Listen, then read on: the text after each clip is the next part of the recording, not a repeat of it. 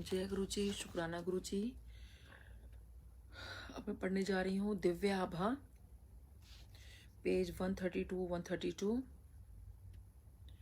विवाह रक्षक गुरु जी।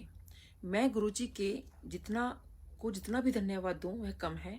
हम गुरु जी के पास अपने व्यापार संबंधी समस्या लेकर पहुंचे थे और उन्होंने हमें तुरंत अपनी शरण प्रदान करी, परंतु अभी उससे भी बड़ी परीक्षा शेष थी।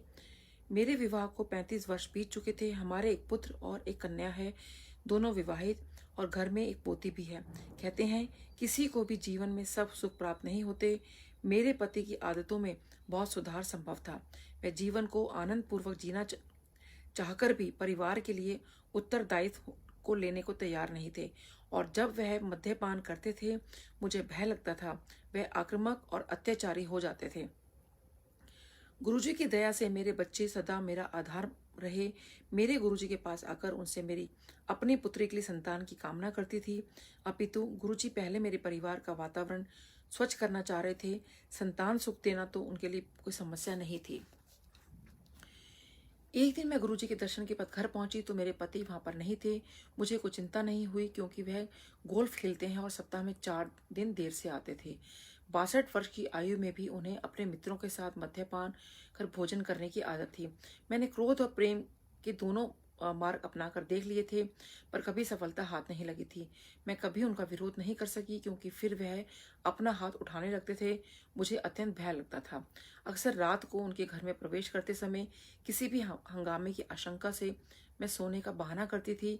उस रात मैंने जब सिरहाने की बत्ती बंद करी ही होगी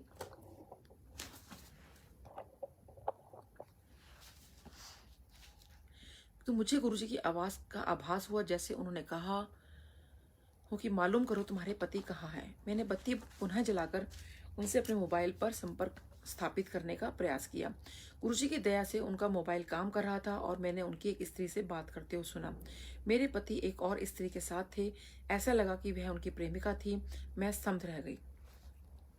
मुझे पता था कि जब वह युवा थे वे लड़कियों के साथ घूमा करते थे। जब भी मैंने आशंका जताई थी उन्होंने कहा कि एड्स के कारण वे ऐसा करने की सोच भी नहीं सकते। चूंकि मेरे पति अपने स्वास्थ्य का विशेष ध्यान रखते थे और इतने आत्मविश्वास के साथ बोलते थे कि मुझे उन पर कभी शंका नहीं हुई। अतः इस प्रेम संबंध से मुझे बहुत आघात पहुंचा। मैंने अपनी बुद्धि पर नियंत्रण रखते हुए अपने पुत्र वधू को भी फोन पर हो रही बात सुनवाई। मुझे पता था कि इसमें प्रमाण की आवश्यकता होगी, अन्यथा वह मुझ पर अत्याचार करेंगे। मेरा बेटा उस समय दिल्ली से बाहर था। गुरुजी मैं क्षमा प्रार्थी हूँ कि उस दिन उनके वापस आने पर मैंने उनको मारा और घर से निकाल दिया। वे नशे में इतने धुत थे कि उन्हें पता ही नहीं लगा कि क्या हो रहा है। उन्हें 10 दिन तक घर से बाहर रखा गया। बीच बीच में वे आकर क्षमा मांगते रहे। उनमें अभूतपूर्व अहंकार रहा और कभी शर्मिंदगी प्रकट नहीं करते थे। इस घटना के 2 माह उपरांत उनमें बहुत परिवर्तन दिखाई दिया। मुझे 35 वर्ष तक कष्ट देने के बाद वह भले मानुष हो गए। आज वह मुझसे अपने बच्चों और पौत्री से अति प्रेम करते हैं। यदि आजकल वह कभी नशा करते भी हैं तो वे बहुत रोकर क्षमा याचना करते हुए कहते हैं कि वह अच्छे इंसान है और उन्होंने मुझे बहुत कष्ट दी है। गुरुजी की अच्छे इंसान नहीं है, आइडली होना चाहिए, और वो उन्होंने मुझे बहुत कष्ट दिए हैं। गुरुजी की कृपा से मैं सब कुछ भूल गई हूँ। मेरे पति और मेरा अगाध प्रेम नव विवाहित दंपति सा है। गुरुजी उन सब पर कष्ट सहने वाली महिलाओं को अपनी कृपा से धन्य करें। मैं सबसे गुरुजी के चरणों में आने का निवेदन करती हूँ। वे साक्षात भगवान हैं। मैं उनसे अथाह प्रेम करती हूँ। एक भक्त ने, गुरुजी के डिवोटी ने ये लिखा है। सो सबका बहुत शुक्राना।